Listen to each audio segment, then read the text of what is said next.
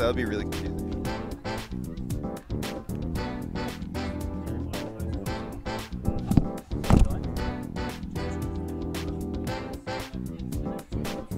This one's here.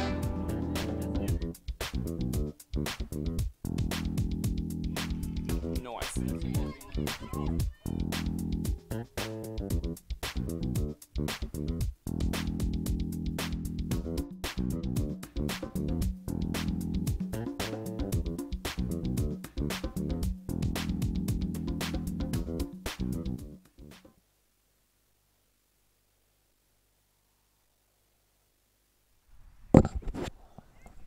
Hello and welcome to the first day of the Brisbane-Canberra Invitational 2018.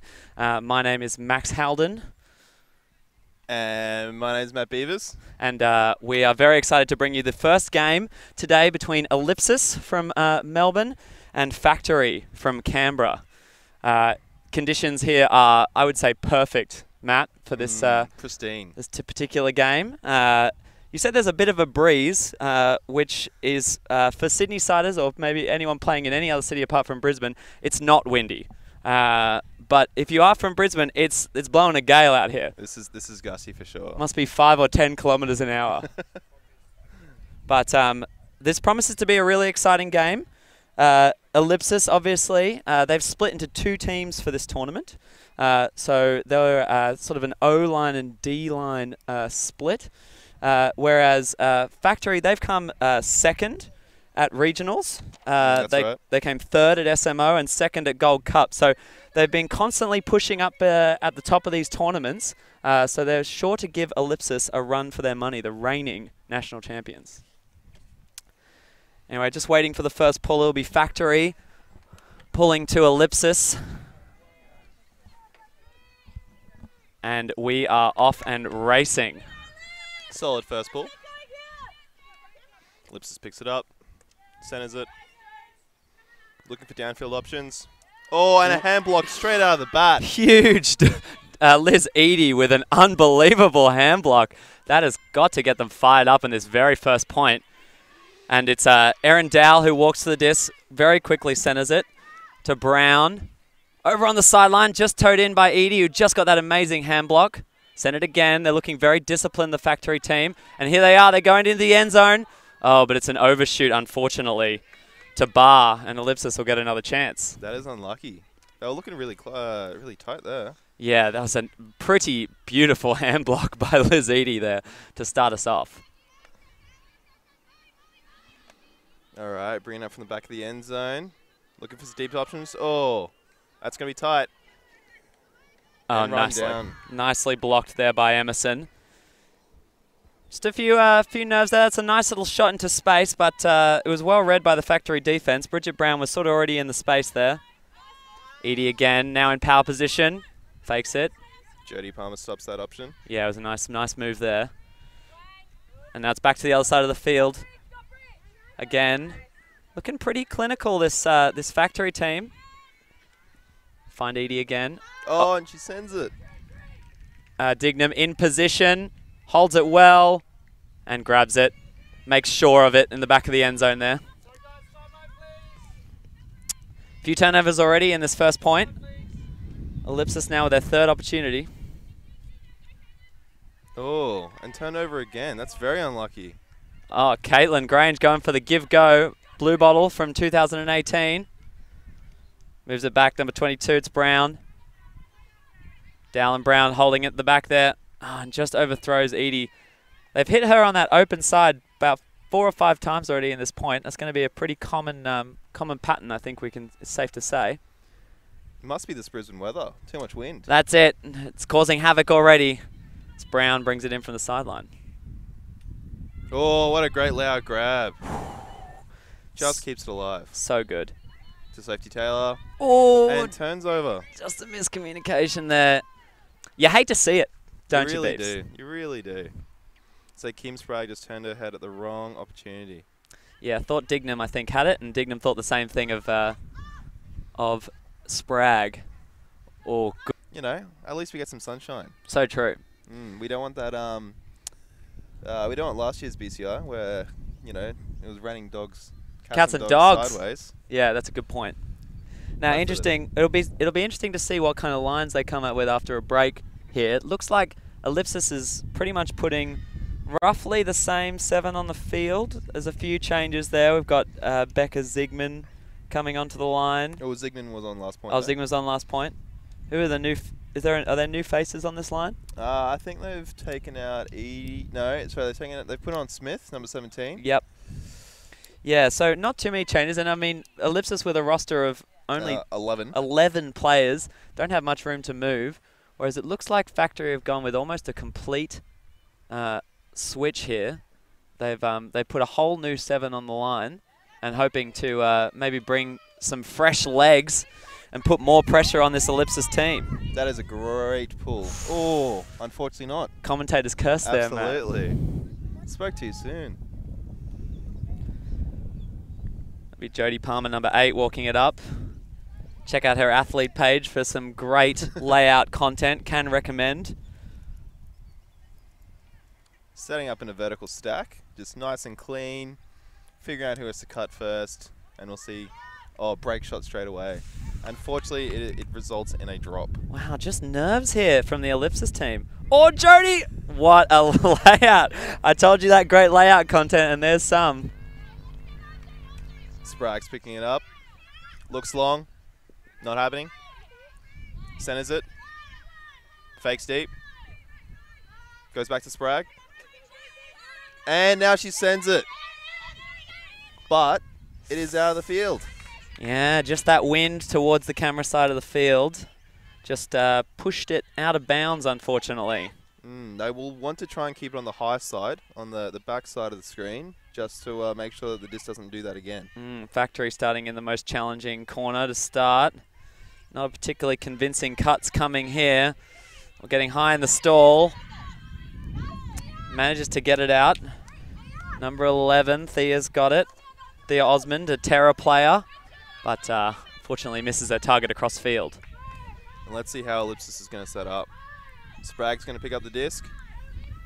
A vertical stack once again. Oh, what a great block that is. Really nice. Oh, and Factory players streaming through now. Centered nice to air. Gets across the field. De Hoog. Dawson looking for a bit of space upfield, can't find it. Oh, and there's a bit of space now. Let out. Oh, but the speed of these Ellipsis players. Very impressive. There was no way that the Factory player was going to get that first. Yeah, looking for Johns. Probably need to put it in the air. Absolutely. It's got about a foot on both Moore and Zigman, who are chasing that down. But they absolutely had the speed there, didn't they? Sprague picking it up. Is this a dumpless? Oh, this is a dumpless stack. It's Goes nice. to Jodie Palmer. Jodie Palmer looks to the end. No, not happening. Looks to Sprague. And that's a D again. Factory in great position for the goal. Oh, just probably a little bit too quick. Factory's keen on the run and gun today.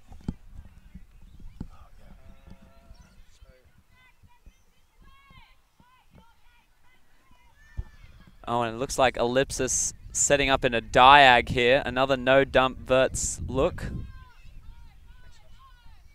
Oh, no, it's Factory, not Road. You got the wrong name. Nice. And the big shot comes up. More just outside the end zone. But there's a travel call. Travel call. Oh, taps it in. Don't know if that's regulation, but it's fine. And through it goes. Puts it in the end zone. Kim Look, Sprague with the goal. You know what I always say about the rules? If everyone's happy, everyone's happy. So those at home who don't realise what Max said, Woof rules does not require you to tap the disc in. That is a USAU rule. It's true, but I do believe a thrown travel would be a stoppage. So probably required a check from the defensive player and a stoppage rather than just giving it back to her and letting her play correct. On. Yeah.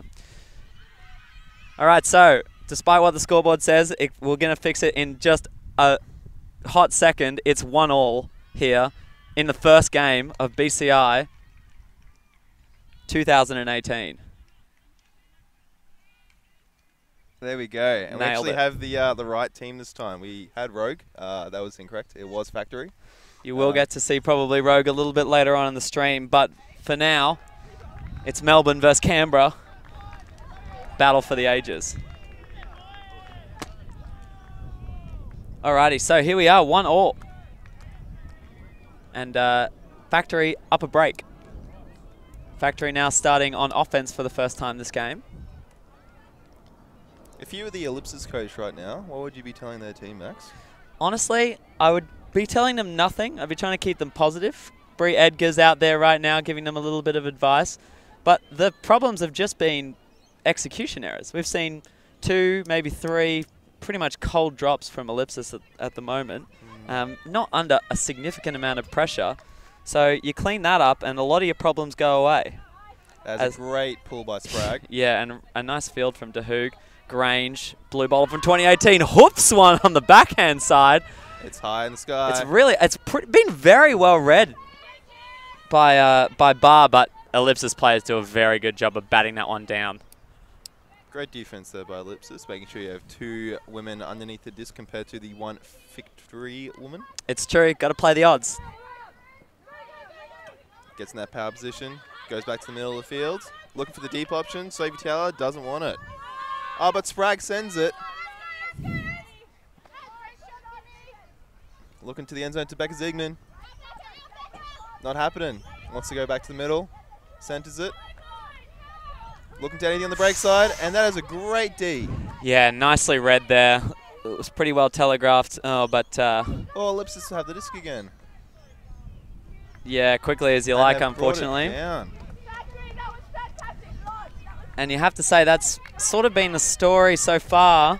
Factory definitely keen for the run and gun on the end zone line, but haven't had the execution at the moment to pull it off. No, it must be that early morning jitters. That's it. I mean, honestly, I like the look. I think it's safe to say that, you know, Ellipsis, they're a very good team. And you're not going to get a lot of short field opportunities, or you're going to have to want to, you know, exploit your short field opportunities. A run and gun is a good option. It always is. But you got to make it count. You're not wrong there, Max. Nice. Right, so Ellipsis break back, and we're back on serve here. 2-1. So back like, much like the game started.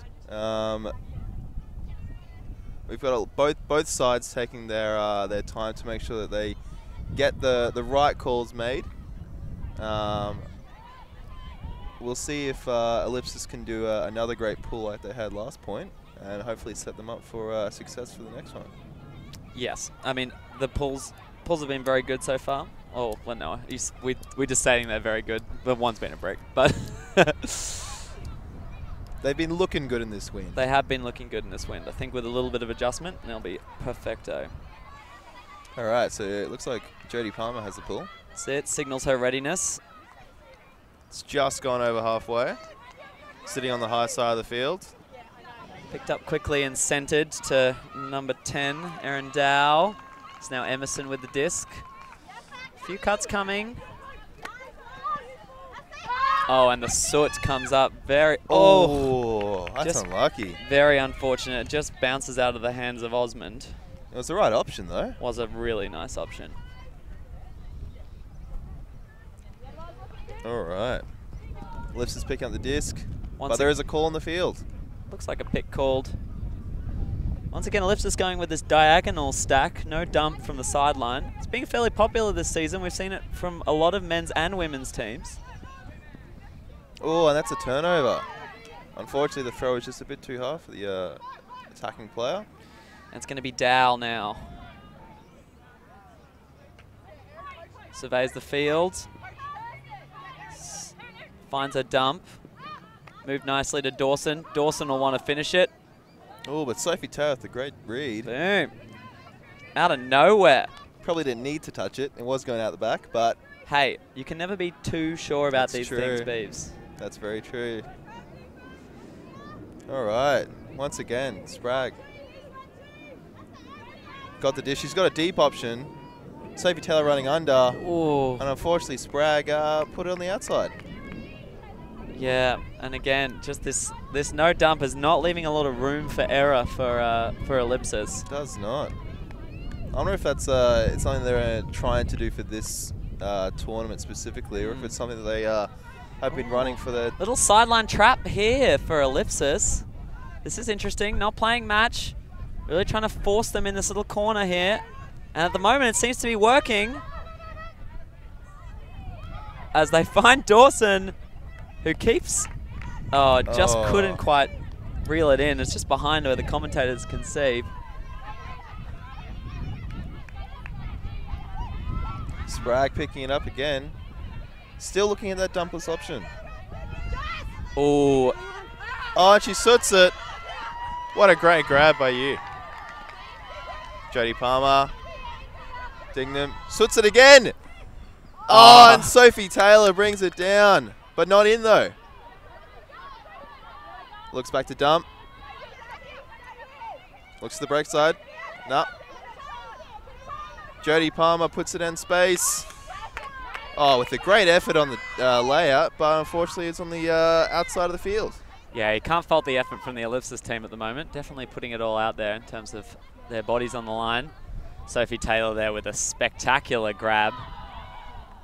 Really great article at the moment on Inside Out. If you're looking for some light reading in between streamed games today from Sophie, would highly recommend you read it on a very sensitive topic of consent and respectful relationships, so definitely worth a read. Factory now moving it up the sideline fairly confidently, getting meters. Looks off number 11. Oh, Dawson just can't quite keep it in. Look, this another long point here between these two teams. Still both just trying to work it out. There's a bit of confusion there from Palmer about which disc to bring in. Says hi to her fans. Looks to swing it. Easy in the middle of the field. Options for days. Goes to Spragg. Great hands. Oh, looks to split on the out. Oh, what a great flick. Immaculately weighted. Something that you would only expect from a Worlds player. That's it. And Spragg using a 5'10" frame there to get that disc just outside of the reach of her defender. And we're looking at 3-1. Nice. And it looks like Factory have called a timeout, so we'll be back in a moment.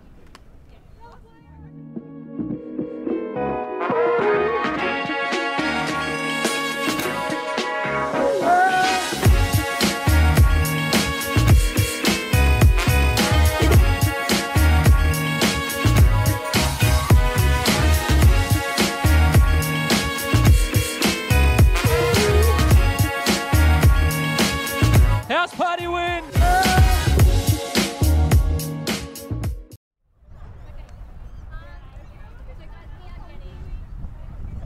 Nice, and we're back here at BCI 2018.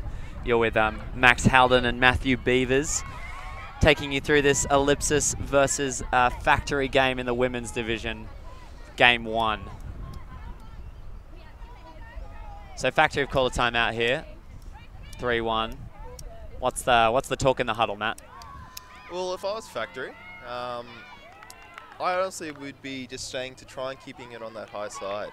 A lot of the turns have been on this front side of the field, where sorry, do I see an inside ultimate? Yeah, we've got a sub on the on the highlight reel today. Sorry if it blocks any of the action, folks. But got to get the brand out there somewhere. Hope you have been enjoying any content you've seen on Inside Out Ultimate. You can go to ioultimate.com. See lots of great content, including previews of BCI and some content written by players that you'll definitely see this weekend. Absolutely. If that doesn't excite you, I don't know what will. That's it. Yeah, so I totally agree with you, Matt. High side's going to be pretty crucial. So it looks like Factory's coming out with some positive vibes. Oh yeah, you can hear that on the stream. And you know, I think you know, one interesting component. You look at that Ellipsis no dump sort of diag set. certainly it's been generating some turnovers in the sense that they haven't been able to complete some passes. But when that first pass does come off, they just look pretty unstoppable from there. I mean, you saw the one on the sideline here, scored. The one where they had a deep look to Sophie Taylor, although they couldn't convert that. That was a beautiful huck in power position to an open player. So once they get that first pass off, it does look damaging. But getting that first pass off seems to be the challenge at the moment. And I don't know if that comes down to their leadership on their team, but it definitely means that whoever is making these calls has to have the trust in their players to make sure that they get that first pass off. Yeah, and I think you'll definitely see that from the coaching team, that message of just trust the process, basically. Absolutely. Believe that it's going to work, because when it does work, it works really well. All right, Jodie Palmer with the pull. Let's see what she can do. That is looking lovely. Yeah, beautiful. Right on this commentator's side of the field as it centers to Edie. Edie looking upfield, finds De Hoog. Again, the handler movement is really, well read by Dignam. Picks it up. Oh, and more. Straight to Dignam. She's going to look for, Taylor just slips over, but hey. When you have Becca Ziegler on the field, who needs that? That's it, her fellow Queenslander backs her up. Sorry, we don't associate with traders on this stream. No, Wow. I'm just joking. It's absolutely fantastic to see more Queensland women on WUC teams, and with both Ziegman and Taylor being very core components of the Fuse Ultimate group. Yeah. Could not agree more. Shining stars. They're really going to bring something back for the 2019 season, I reckon. Absolutely. Oh, and that was a great block by Dignam there. I think, you see Dignam get plenty of blocks as we rewatch the score to Ziegman. Beautiful high backhand. You see Dignam get a lot of blocks, but I think those are the most crucial ones that she manages to get. She poaches intelligently and just goes for it, puts it in 100%. You often see those people who are poaching, they're sort of standing in the lane, they're 70% there, and then they sort of go for it, they don't get it, and then they're way out of position. You never see that with Dignam. She'll always go for it 100%. And that would come down to experience as well as your own skill. You know, that situational awareness isn't something that you can teach. It's something that you just need to be getting in you over the many, many years of playing Ultimate. Although, Mish Phillips once told me, nothing is unteachable. So if you think, you know what, I don't have that much game sense, don't worry. There's hope for you yet. Sparring words for all young and all old Ultimate players out there. Yeah, probably especially the old ones. As Factory brings it in now, it's Air with the disc. Oh, and a side stack. Really exciting to see. Oh, and she's sort of looked away from a few options there. Edie's got it, wants to soot. Holsters it to Hannah Monty, who's playing with them today. Usually a GWS player, but picking up with Factory. We've got Edie, got a crossfield to Monty. Nicely grabbed. Grab. Oh, and the flick there. Ill-advised to Smith, the former Blue Bottle. Played in the 2015 team. All right, let's see who brings this down. Oh, Hannah Monty with the great positioning there. Yeah, really lovely stuff. Height doesn't matter when you have the better position, that's for sure. That's true as well, Red. And Monty is streaming to the end zone. Edie not looking for it. Holsters back. Ellipsis pretty happy to let Factory just play around here. As they lose meters. Factory now finds De Hoog. Crossfield, under a bit of pressure. Ooh. Unfortunate there for Osmond.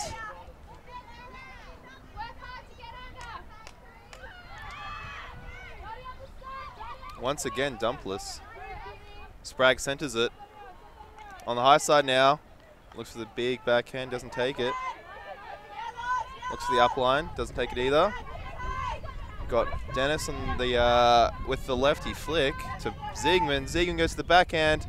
Nicely. Front of the end zone. And it's all Queensland all the time at the moment for Ellipsis. Too easy. Yeah, nice stuff there. Moore moving it confidently in the backfield. Moore through that last goal. She's organising the Asian Oceanic All-Stars Tour. Ooh, I've heard good things about that squad. If you haven't checked out the video, the hype video of all the players that are going to be involved in that, you absolutely must. It's a stellar squad. They're going to be going over to the US and playing a bunch of games against the top women's teams. And I think, well, no, I know it's going to be very exciting stuff. So make sure you go, give their page a like, check them out, and give them some support as well, because it's not going to be easy getting all those girls over there from all over Asia, Oceania. And they've got a great Kickstarter campaign, so make sure you get involved. And if I'm not mistaken, I believe that there's players from all over the place. You know, India, Australia, obviously, Japan. Philippines. Yep, everybody is involved. It's truly an Asia-Oceanic experience. Nice. So Factory signals their readiness. They're ready to get on with it. It's 5 points in a row now for Ellipsis. So Factory looking to get back on the board. Need to steady the ship here if they don't want to let this game get away from them. Oh, and that is a nice looking pull. Have you coasted again, Matt? This one stays in. I trust Kim Sprague. She knows what she's doing. Nice. 10 to 10 that was. Abby Dawson right on that sideline now. Big pressure mark there. Nicely done from Dennis. Knows how to get, also a former Canberra player, knows how to get under Dawson's skin. Forces a little bit of a turnover. And now Ellipsis is setting up. Once again, Dumpless. Sprague. Oh, with a nice battery backhand. Yeah, I like the shape on that one, I'll tell you what. And they've got a big open space. And Kim Sprague's coming in. Easy as you like. Is there anything she can't do? Throws, handles? She's pretty good. And playing in number 33 today, usually see her in a 10, which coincidentally is her frame if you add 5 foot and measure that in inches. And it looks like we've come out with another timeout. Going back for it. Fair enough. If you don't use them, you lose them. You know? And with a short squad of only 11. That's it. And as we look at this beautiful Sprague backhand, the shape on that is just really nice in this wind. Pushing it down, she elevates it nicely out of the hand to keep it to the advantage of her receiver. And then here she comes, out of frame, zooming past. Easy as you like. No problems at all. I think that's what we were talking about with that trust, you know.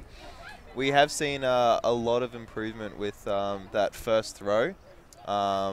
It looks like that Ellipsis is coming with the Dumpless. However, they cut from the front to get that initiation cut. Yeah.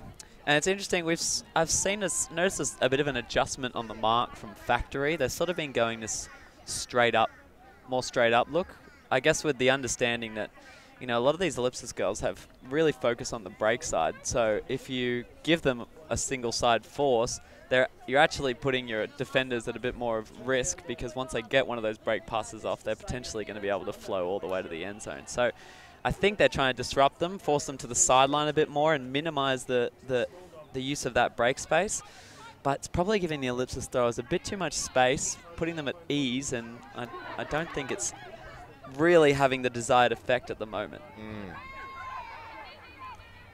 So it looks like that Factory off screen has had a bit of a leadership talk, and then coming into the rest of the huddle to try and give the rest of the team what they need to get ahead of this game. Yeah, Ellipsis by contrast, just all together as a unit. They have 2 amazing coaches, they've got 2 non-players here today. You got Bree Edgar, who coached the assistant coach of the Stingrays, bronze medalists from under-24 championships this year in Perth.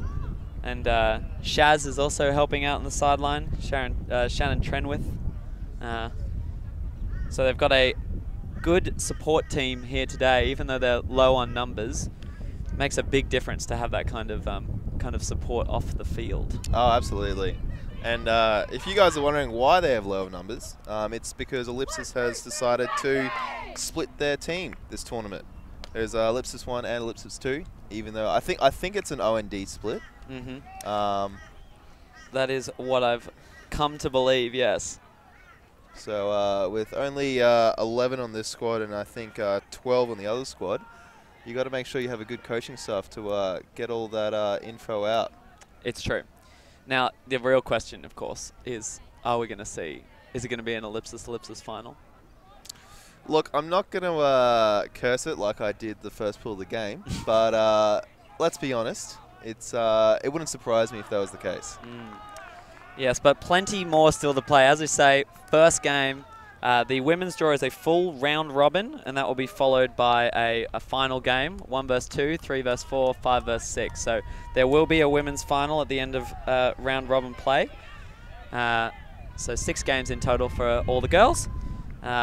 The men's draw, there are 8 teams playing in the men's division. So there's 2 pools of 4, and top of each of those pools will then go through, or it'll then be a full quarterfinal, semi-final, and final bracket style matchup on the Sunday. So, do you think that we'll get the rumored Mammoth versus Lunch? Well, you know, this will probably get on the stream later, but we haven't played Mammoth in 2 years, so I'm definitely hoping for it. All right, back to the game. Sprag with another great backhand pull. Yeah, killing it on these pulls at the moment now, as it's Edie moving it across the field. Dawson, under a lot of pressure, manages to catch it. A leading pass. Oh, Edie just can't reel it in. Probably saw a flash of you. Pulled out at the right time, I say. Jodie Palmer picking up the disc. Centers it with Cersei. Sprag looking for some options. Nothing's coming. Goes back, breakhand side. Savvy Taylor looking for some options as well. Oh, goes the nice flick, the great grab. Looking back to the center, Jodie Palmer goes back to Sprag, and there is a call on the field. Ellipsis looking a lot more confident now with the disc. That inside from Sophie gives you a good indication. Goes to the break side. You've got 2 options there. No problems at all.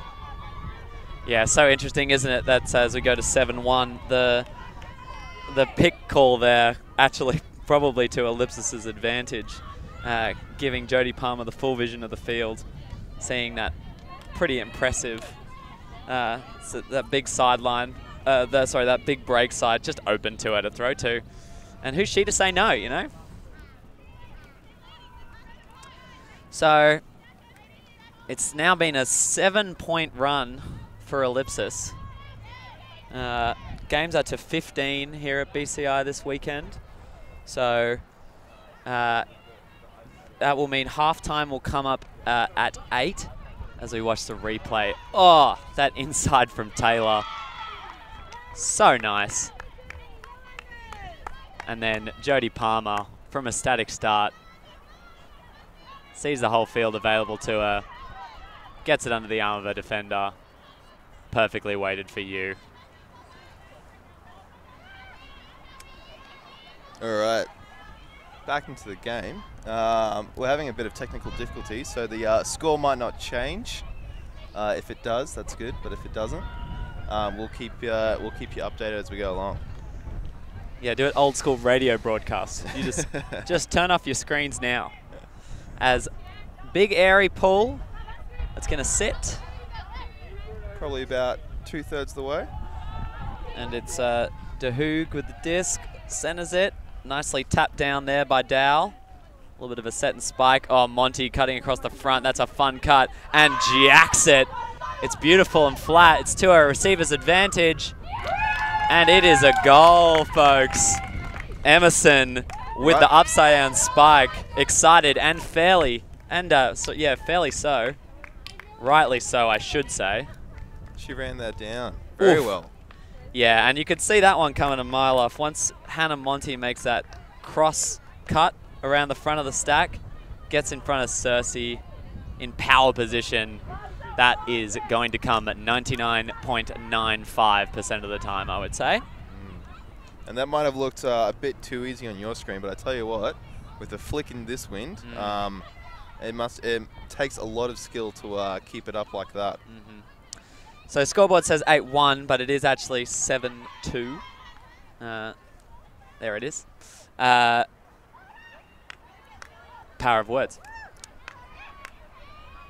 Now Factory gets a D point. Stop the bleeding at exactly the right time. As we watch it again on replay, Emerson has the legs, bodies up his player out, and nails it in the end zone. So, and for a 21-year-old, you know, that's an amazing feat, especially since Canberra will have her for many, many years. It's true, barring her leaving. Laura Emerson, also captain of the team, so you know you need those kind of moves from a captain at crucial moments like that to save the half. We're only 1 point away from half, I believe. We're playing to 15. Unlike the usual rules we play in Brisbane, which is to 17. 17? I honestly don't know why we do it. Every other tournament/game that I've played has always been to 15, but there you go. Everything is done differently up here. Sends it to Dennis. Ziegman got the disc, looking behind. Oh, and quite a tasty hand block there. Yeah, very nice. Again, the Factory girls reading the play very well. Absolutely. And getting these hand blocks. So that first one from Edie in the very first point. And there's another one here now. Oh, huge buffer from the Ellipsis players defensively. Great break, though. Yeah, and a really nice grab from Air. Oh, and you with those hops. And now they're off to the races. Goes to Ziegman. Ziegman to Dennis, to the middle of the field. There is no call on the field, or is there a call No, there on the is. field? Dennis flexes the guns, indicating that it is a pick. Official woofed off hand signal. Make sure you know your hand signals, folks. Dennis looks off Dignan. Oh, there's an absolute mess in there. Oh. Sophie Taylor can unfortunately fingertips there, but a little bit out of reach. Oh, wants the huck, but Dennis smartly in the lane there. No problem there from Johns. Oh, Ziegman's hungry for it. Grange. Dow's got it on the sideline. Gets it off nicely, but that wind just playing havoc again, and didn't have Johns this time. And unfortunately, Becca can't connect. And Factory say, hey, chill. Just chill. Relax. Nice open side there to Grange. Gets Dow. Making sure of it now on the arounds. Oh, nice Lots tasty of backhand. pace. I love that inside break. Moving it nicely now. Oh, Grange maybe just a little bit unbalanced there. Was inspired by that last inside backhand and unfortunately just threw it over the head of our receiver. Too much sauce on that one, that's for sure. And it looks like Ellipsis is going to relax this point. Yeah, they've got 3 handlers back now, but we don't get to see much of their offense. As it is another turn. Nice. So John's picking it up here. Tallest player on the field. 23. It's across to Grange, who's got tons of space. And there is a pick. There is a pick called. That probably explains the extreme openness of Catherine Hind. But Grange still has this big open channel. You can see from this camera angle here, an acre of space to throw into. Nobody cuts for her. I love that high release fake though. Yeah, it's a Grange special for sure. Oh, on the inside. Nicely done. No problems at all. It's a game of runs, Matt. 7-3. Let's see if Factory can continue that run and possibly take off. You never know. I mean, it's an uphill battle, but hey, if there's one team that I think that can do it, it's Factory. I'd say their performance a couple of weeks ago at SMO definitely showed promise. Yeah, I completely agree. And they've been just doing really well. They haven't placed lower than third at a tournament yet, which whole year is a really, really good sign and something they'll obviously be trying to continue. Now, of course, I know you guys are all social media fans out there and you're thinking, okay, how do I follow these people on social media? Well, aren't you glad that Google exists? Because if you Google Instagram Factory Ultimate or Facebook Factory Ultimate, you can find fresh, red-hot content on both of those social media platforms in those names. Let's hope they keep it up to date for all their hundreds and hundreds of fans out there. Literally hundreds. Literally hundreds. And yeah, make sure there's so much great Ultimate content out there now. Inside Out Ultimate, of course, I'm the editor of this fine publication, but you can find plenty of exciting content. There's a women's and men's division preview for this particular tournament, as well as plenty of great content from some of the people on the field. Michaela Dignam wrote a great article this week, especially for all the ladies out there who do not back themselves in. You have to have self-confidence, so make sure you give that a read. Well, let's hope that Hannah Monty has confidence after that pull. It looks like the Factory Zone, however, has confidence in themselves and gets the block. So true. Backing themselves in for sure. Oh, and how about this give-go? Nice movement. No one on Factory's had the disc for more than 2 seconds, making it hard to do the call. But now, oh, big crossfield blade. And she gets Hannah Monty with a great pull down. Yeah, really, definitely a throw to advantage. Continuing that streak. And this is it. You thought cricket was a game of runs. Turns out this game is a game of runs. 7-4 now. 3 in a row for Factory. As we see it again on replay, Edie cocks that flick, winds it up, shoots it, Monty in the air. I'd be very interested to see what the stall on that one would be. Yeah, probably 9.95, I reckon. Real tight. So the wind looks like it's been picking up a little bit over the course of the day. Yeah, there's a bit of gustiness. So you would have seen it on that last point when Factory was trying to swing it off this close sideline. You noticed a few passes sort of just a bit wayward going over their intended receiver. And certainly a good reason to put Johns in the backfield or in the handler space, because if you're throwing it over the top of Johns, then you've got real problems. Now let's hope we can see this Factory Zone a bit more, because it worked off the first pass. Yeah, and I mean, you have to say, if it's worked the first time, you probably do it one more time, Absolutely. At least once.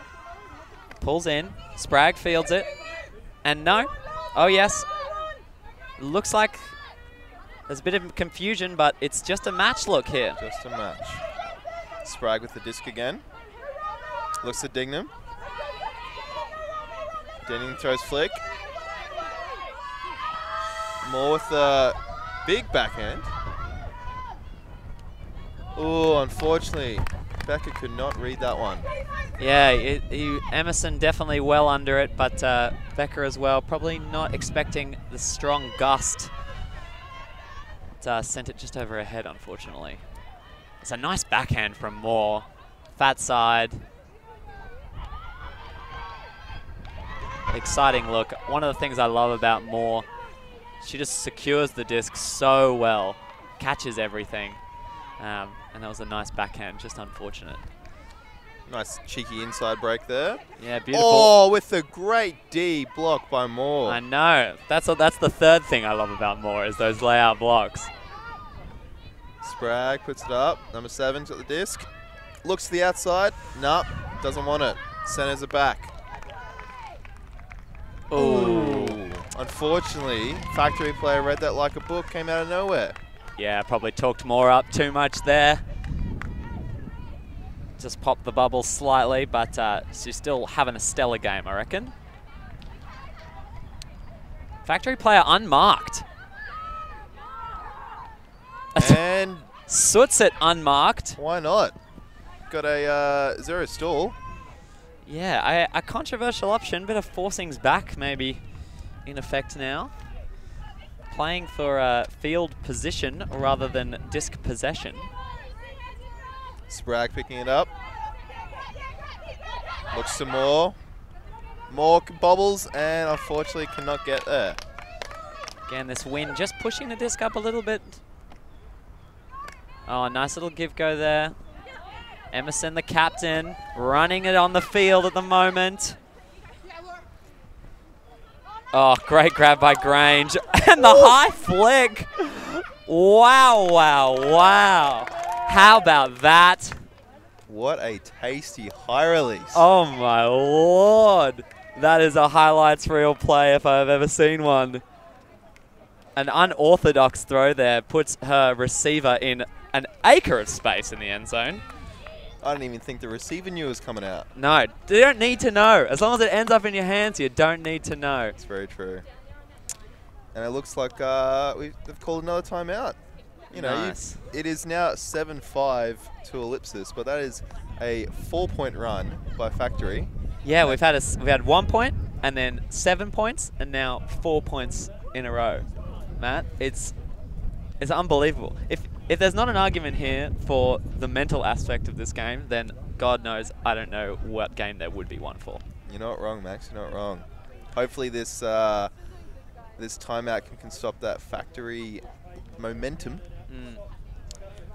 which would be, you know, if I was the Ellipsis coach now, what do you think I'd be saying? Yeah, so I mean we've moved beyond just the execution errors, I think, a little bit. The throws, maybe there's still a few happening here. I mean, you saw, for example, in that one, just the fact that not all of these players are from Melbourne. They haven't all played together a lot, although they do have a lot of training camps and events. That's true. You can just see a few miscommunications creeping in. And you sense that maybe they want to push the pace, which is fair enough. They're a fit bunch and they're fast. But just when Jody Palmer, for example, had that extra second because of that pick call, threw a nice, easy, open pass into the end zone on the break side. And you sense that if they maybe just took that extra second and played the structures, you think it might come together. I definitely agree. Just taking that one more second, that one extra bit of time that you have to hopefully get organised and make sure that you've had those 100% throws. Now, I'm, of course, a little bit biased here because Grange played the Blue Bottles, the Australian mixed under-24 team, which I coached in 2018 this year in Perth. But that flick is just, I mean, I didn't coach that, that's for sure. That's all her. That is a visionary throw into some nice space and exactly the kind of game-breaking pass you need if you want to get past a team like Ellipsis. You're not wrong. So Grange should not throw anything like that in the entire Worlds campaign? Oh, I'm not saying that. I'm just saying, you know, some things are beyond coachability, you know? Oh, wait, I just said they weren't. There's nothing beyond coachability, but I certainly... That's not my influence. That's all her vision coming through there. All right, so it looks like we're setting back up for the after the timeout. Look, I'm not going to be blowing my own horn here, but I did say that Factory might be able to take it to half. You know, I must say, I chuckled. I thought that's funny, Matt. And now I look like an idiot because there's a very good chance that this game could go to Galaxy Point. With a great pull. I made sure I said that after the pull went in. You've got more picking it up. Looking to Sprague with a great break. Plays straight through the player. With Dennis, Adelaide Dennis with the disc. Looking for anything in front of her. Nothing happens. Kim Sprague has it. Kim Sprague looks to the break side and unfortunately throws it to the wrong player. It's a shame. The Ellipsis offense was looking pretty nice there as Dawson centers it to Johns. Moves all the way out across the field. They're on that high side. Monty's in the deep space, but just a bit mistimed. Johns again to Edie. Edie got that flick cocked. It's the inside. Just rips it. And the width is not going to allow that pass to be caught, unfortunately. Let's see what Ellipsis can do out of this. They're just in front of halfway. Yeah, slightly thin fields here at BCI. So maybe was expecting to have a bit more width to throw into, but... Unfortunately, as we are at the Annalee Junior Soccer Fields, we don't have the liberty of wide fields. But I don't think that matters to Kim Sprague. She puts it right into the front of the end zone. Once again, backhand to Sophie Taylor. Nice. And, I mean, you don't need, if you're going to cram in the cram hole, you don't need the field to be wide. You're not wrong. Just be a few centimetres wide, really, all things told. And now I feel a bit silly by saying that I think Factory could have taken it to half, but unfortunately, Ellipsis. And I feel vindicated, so at least that's a positive and a negative coming into half there, as I see it again. Just good, old-fashioned, classic open side ultimate. So we're just going to take a little bit of a break here, and we'll be back after halftime with some more BCI action.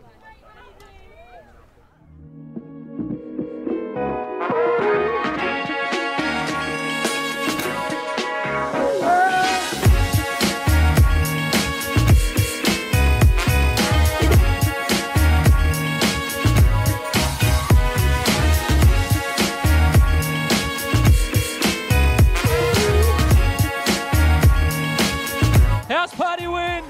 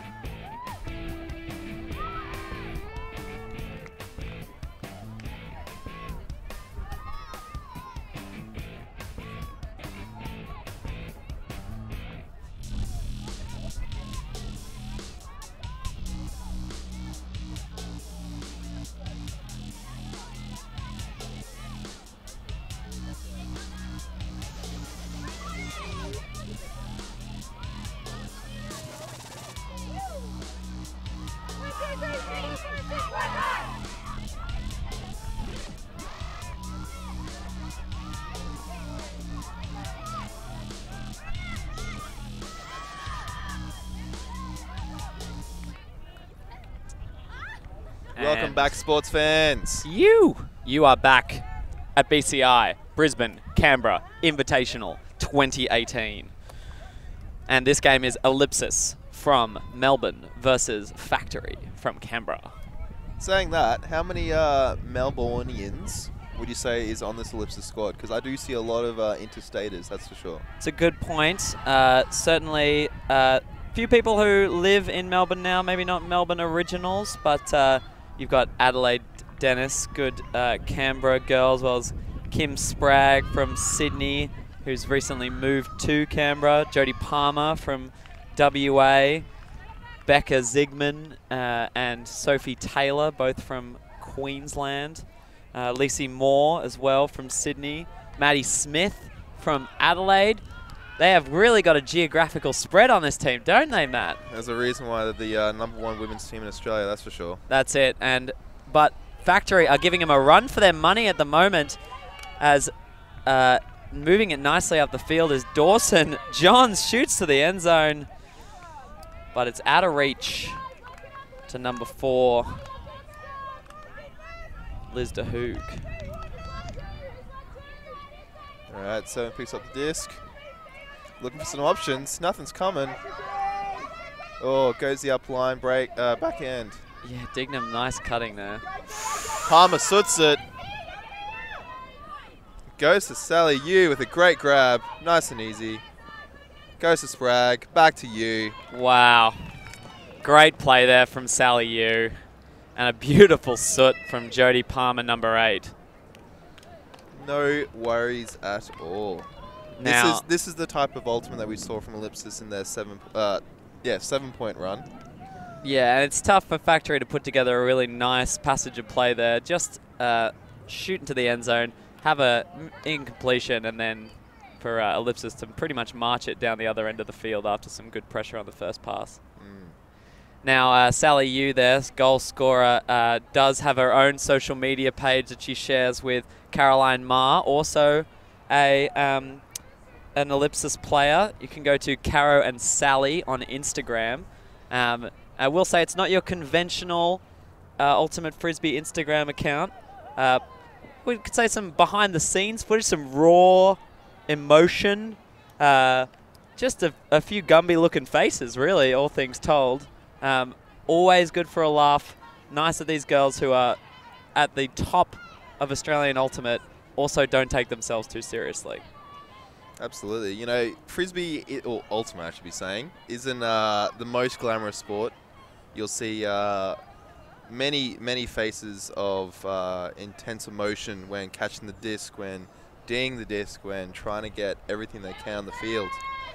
True, and it's always fun to see them blown up 10 times and put on your Instagram feed. So follow Caro and Sally. Now, it's Caitlin Grange now with the disc. Oh, has tons of space to throw DeHoog into. He's in power position. Back through the middle to Monty. Smart play, smart little cut from Monty. Back to DeHoog. Moving it nicely now, Factory. No one's really had it for more than a second or two. It's passage of play. Grange. And there is a pick on the field.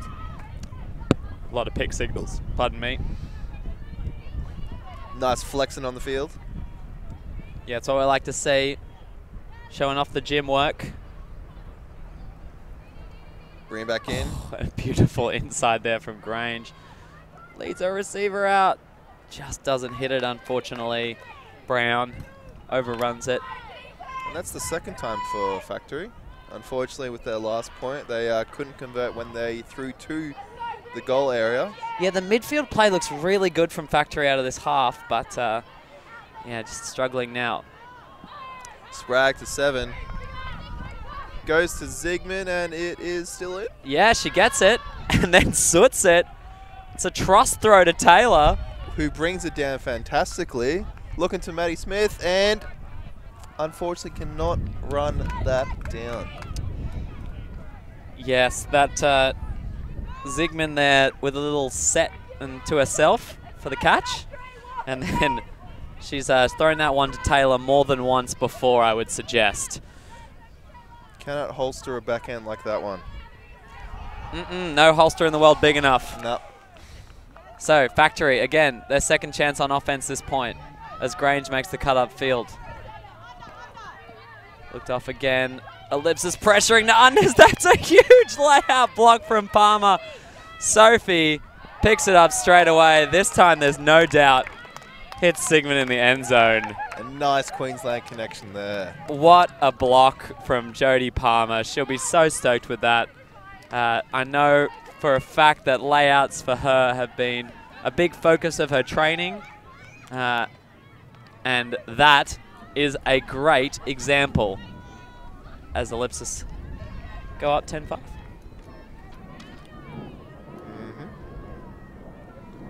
Yeah, that's an exciting one. You can see the girls get around as we watch it on replay.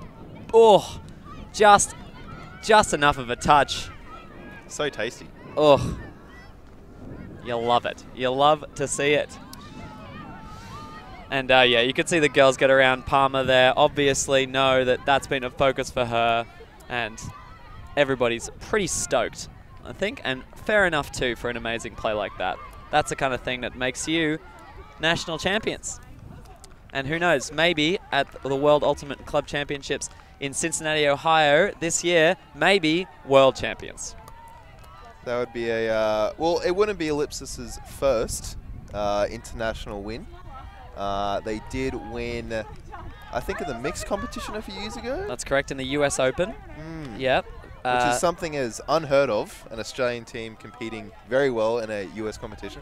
And nothing better than having to hear American commentators say, Australia. All right, back to the game now. Sprague pulls it. Nice, easy backhand pull. Yeah, beautiful stuff. And they move it up the field very quickly. Edie does a no-look, which sort of catches her receiver by surprise. Dawson secures it well. Oh, ooh. I spoke too soon, unfortunately. We thought it was up. Yeah, ground takes it away from her, but well-spirited there, Dawson. Sprague taking her time, letting her team set. Front of the stack cuts, not happening. Looks at break side, nothing happening either. Goes back to open side for more. Yeah, like a Pez dispenser there, all the Ellipsis players coming out. Oh, with Emerson. And now Emerson has the whole field to herself. They can't get it off to her, though. Such a shame. You have to reward her for that effort. And well, she may be rewarded yet. We'll see. Dawson with it on the far side of the field. And Soot's one. It may cheekily get past the defender. It does. What a great rip.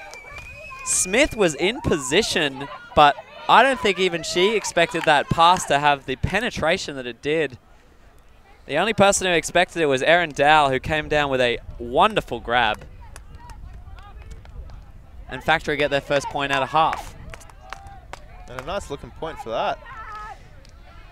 Yeah, that was a really good grab by Erin Dow there. Solid connection. Dawson shooting a one. Now, Dawson was one of your injured players at Worlds, wasn't she? No, Dawson managed to get through the whole thing. The person we're missing here today, we're missing Maya Suzuki, who played also on the Blue Bottles. She's not here today, and Claire Barcham is from Canberra. Unfortunately, injured herself during the Under-24 campaign and was unable to play, but is not playing this Factory season either to rest and recover that hip. But Wells must take it out of you then. It's true. It's not easy, mate. It's not easy. But Dawson certainly made that backhand look easy. All right. So Ellipsis with their coach on the line, definitely taking some time to make sure that they aren't rattled by that fantastic backhand. Now, are we going to see the zone again? We've seen the zone 1 point, and it got a block. It worked. And it's been packed away. I want to see it again. Is the thought, hey, we don't want to put this on stream. People are going to see it as we see that block from Emerson again. Ooh! Are we going to see this zone again? The answer is no. It is a man. Oh, and there's blown coverage. There's a player deep. Will they see her? Ding with the disc. Spotted! But the pass. Read well by Monty. Yeah, very well. And Monty now has power position. And Soots. 99.95% of the time. But Dignan with a great positioning there. Certainly elite positioning, I would say. Absolutely. But we said it before, Monty in that same position, 99.95% of the time, that pass is going up to a receiver, so. Jess Cersei. I hope I don't butcher that name. Oh! Sophie Taylor. Picking up scraps like it's garbage day. Goes to Dignan. Dignan points and shoots, but unfortunately doesn't connect. That was unfortunately Dennis dropping the disc. Yeah, Dennis does that thing that tennis players do, like when they look at their rackets to see if there's a hole in it, looks at the hands and says, "Why have you betrayed me?" Factory now with it. DeHoog moving the disc nicely. Keeping it on the high side. Oh, never mind. Dow doing hard work there. Oh, and the leading pass. Oh, it's tapped. Just a bit too above the attendant receiver. Yeah, they can't. They've struggled to hit Crow for these last couple of points, or these last couple of options. Ellipsis sets up a dumpless again. Sprague puts it up. 6 players under it. Sophie Taylor again. And there is a call on the field. There is a foul called. Hannah Monty and Sophie Taylor just having a big old chat, seeing who actually got the disc. Sophie was the one who grabbed it by the end of the play. Yeah, Sophie backing up again after that pretty amazing scraps grab before.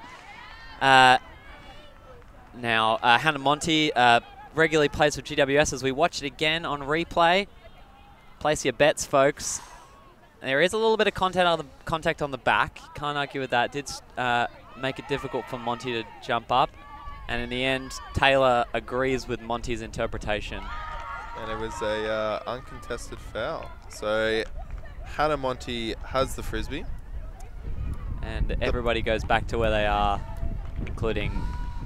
Great spirit here for the first game of the day.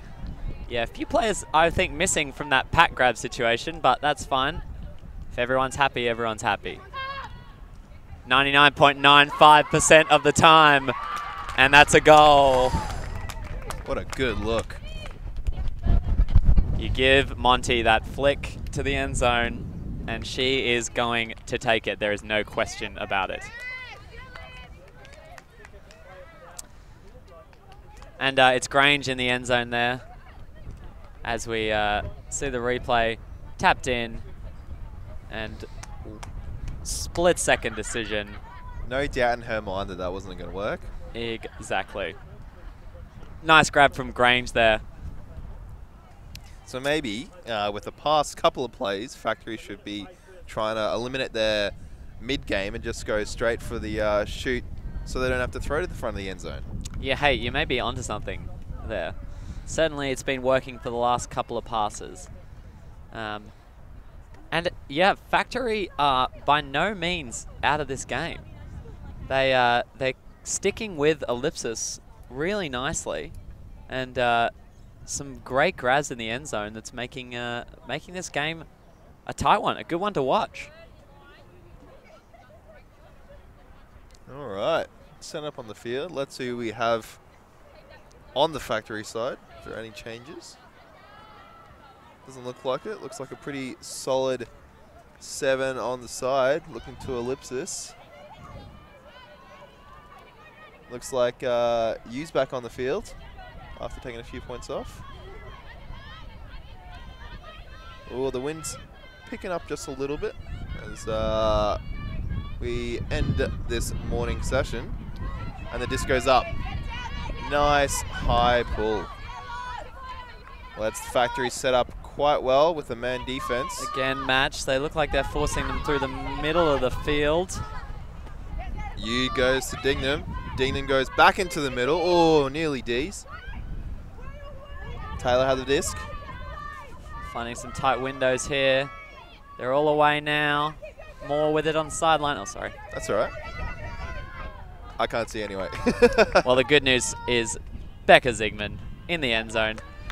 God, and maybe it's just because we're in Brisbane, Beeves, but the Queensland girls are showing up to play today.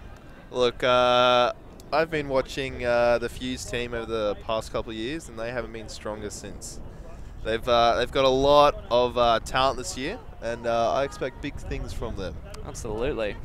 The two that are playing with Ellipsis today are killing it. Absolutely. They have been involved in definitely more than half the scores at this stage, and they don't look like they're showing any signs of slowing down. I don't even think they've taken a sub yet. And with 11 players, you can't really afford to. It's true. Yes, it's good. This first game, it's good to get the legs out under you, but it'll be interesting to see how these teams with shorter rosters handle decent warmth in Brisbane. Probably sitting on about 20-something, high 20s at the moment. High 20s for sure. And I reckon we wouldn't be surprised to see the Mercury hit 30 today. So even with a little bit of a breeze, it's going to be challenging for these teams to keep up this level of intensity. But if you expect it from anyone, you'd expect it from the hard-working Ellipsis set teams. I can say with confidence, having done one of the Ellipsis running sets, it was possibly the worst thing I've done in my entire life, and I've done some terrible things. So it's Factory with the disc. Edie. Oh, a couple of cuts to the same space, but luckily that leaves Dow open on the break side. Geez, Brown had a acre of space there, but not thrown to. Edie again, looking confident. They're really pushing Grange upfield here, which is marking the unders really hard. There you go, great Grange. layout. Perfect layout, immaculate. Nice, another high flick there. Boom! Shot goes up. Oh, and another great score. Just showing the experience there. I think that might have been a congratulatory layout by Sophie Taylor. A bit ambitious, that's for sure. I think you got to reward effort on the field, and you can tell that's been a focus for the Ellipsis team. But that goal from Factory was nice. Under a lot of pressure, they threw some smart passes, and that Edie flick. Ooh. How about it? How tasty. Where do I get it? Can I buy it? Can that be coached? Can that? Look, if there's a way, email me at max@ioultimate.com and let me know, because damn, it's a nice pass. All right. As we see the Grange layout. Textbook. And then and that flick. how about it? Slow that one in slow motion. You know, if I did have one tip for young players out there who do want to emulate that. You might look at Inside Out Ultimate. There's an article by Mark Evans on the website about a upper body workout for throwers. Super interesting content there. Something that really hasn't been looked at before is, because you know, you go into the gym, and especially if you're a guy, you do the bench presses, you probably do some bicep curls. You speak to Marcus Leask specifically about bench, and he will give you a very, very in-depth workout regimen. Nice. Well, there's more to it, folks. And if you want to know how to work out your upper body in an ultimate specific way, go to IOU and check out the content from Mark Evans, my fellow co-editor. Nice pull by Factory. Jetty Palmer with the disc. And we've got this Factory zone. Let's see how well it works. Dennis with the disc. Oh! And look, I don't understand why Factory hasn't been playing this the whole game. It's been working. It's been 3 passes in total, and they've gotten 2 very easy blocks from it. Yeah, Ringland with just some medium-esque foresight there. As they give to Hoog the disc, forcing him onto this sideline. Bit of a trap going on, but they get it off. Oh, and just a little bit of contact there coming through. It'll be interesting to see how they resolve this one. The siren that you hear maybe softly in the background as well indicates that time cap has been called. Which might mean that Max might have to go to his own game. Yeah, I will wait till this point finishes, but by the looks of it, my team has not started warming up, which given we're 20 minutes away from the game is probably my fault. But yeah, a bit of contact there. will be interesting to see. They are contesting it. And yeah, tough one to litigate there. I think Dignam would probably argue she was a little bit in front, but there was definitely contact and there was a change of direction. It's hard to work out who initiated it. So fair result. We go back. It's number 10, Dow with the disc. Looks Dow winds pumps it, puts it, stays in the field, and Emerson can't pick up the scraps, unfortunately. Didn't go the intended receiver, but that didn't matter. Looking like that factory zone is choking the disc, not letting anything come out except for sideways action. Keeps them on the low side of the field. Jodie Palmer throws it to DeHoog, straight to her hands. Yes, again, the wall with another block. Oh. And unfortunately, she drops it. Let's see if Ellipsis can get out before factory sets. Swings at Dignam. Oh, and they've Dignam got a back break. to the middle of the field and unfortunately does not connect her intended receiver. Tough one. Bit of pressure on now. Heart rates are up. Factory here with an opportunity to get within 2 of Ellipsis. Remember that time cap is on, so once this point is scored, they will be adding 1 to the highest score. So we'll either have a game to 12 or to 13. And unfortunately, there's a pick on the field. But the disc is back in action. Looking for anything. Throws the lady flick. Oh! She's in the end zone, folks. And it pains me to say I have to leave. It's 9-11. And this game is going to be a screamer. Yeah, no kidding. It's exactly what you want to see at the very beginning of the tournament. 2 hotly contested teams battling out to the very end. Nice. Well, good luck for the rest of it. And remember, check out ioultimate.com for all your Ultimate-related content needs. Alrighty, thanks, Max. And we'll be probably seeing you later in the tournament. Thanks, Matt. Alrighty. Now,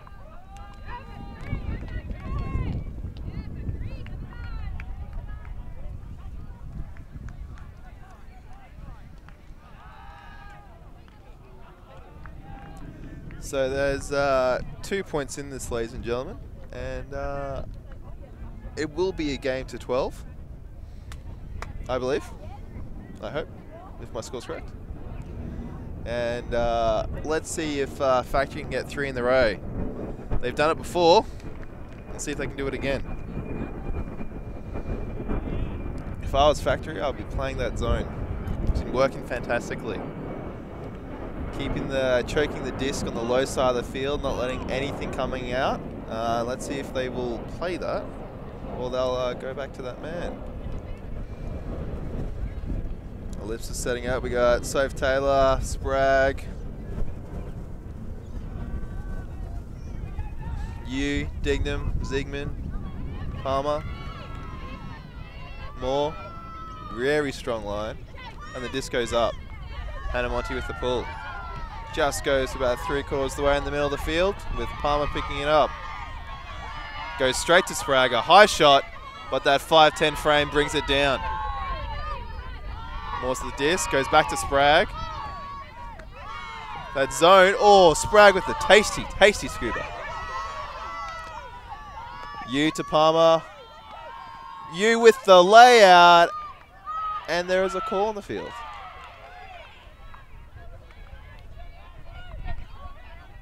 I cannot tell you what happened, folks, as I could not see the play. But from the looks of things, it might have been a travel call by Hannah Monty. But in the end, Sally Yu with a great layout grab brings it down and ends the game. 12-9. Ellipsis made that look too easy. They finally got through that factory zone, and all it took was a tasty scuba by Kim Sprague. Alright, so it looks like on the other side of the field, the Rogue versus Bauhaus game.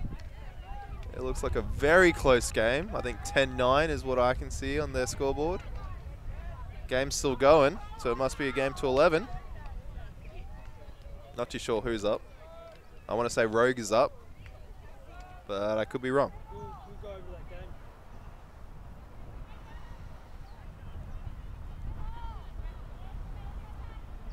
Alrighty, so from what I've been told, it looks like we're going to go look at the final points of the Rogue Bauhaus game. My eyesight's not that great, so I'll be looking on the preview just like you guys at home. Bauhaus getting 7 to a line.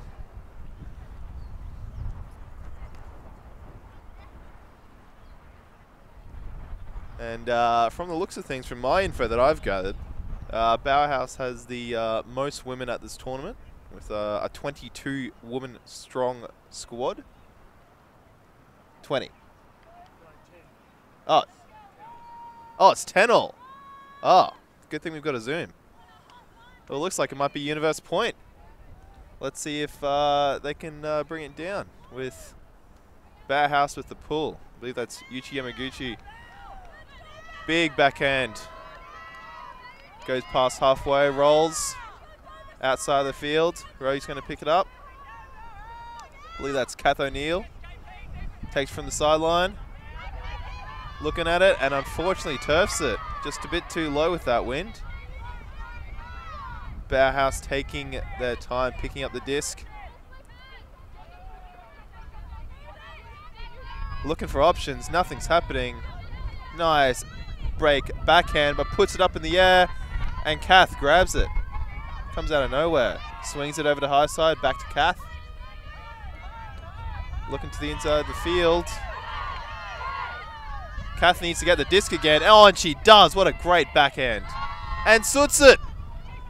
Oh, unfortunately, the intended receiver could not run that down.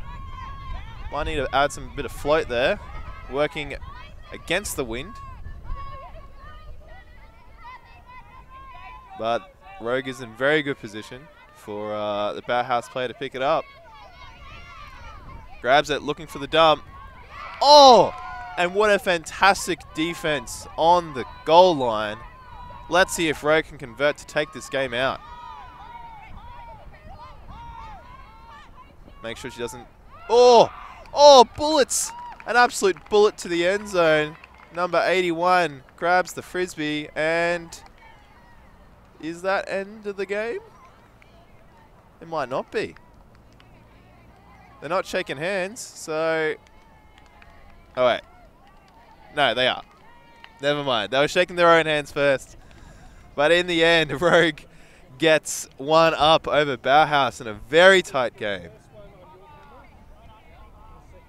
But like, I tell you what, ladies and gentlemen, with two hotly contested games at the very beginning of the tournament, it just shows that all of the different teams here, the BCI, are tight.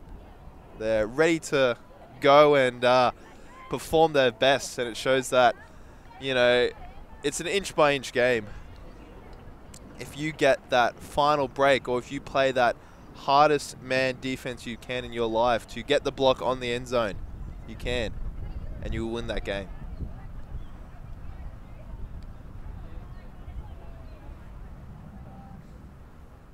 Now we've just got the Spirit Circle, one of the best things about Ultimate. With that being said, ladies and gentlemen, that ends our first game's coverage at the Brisbane Cam Invitational.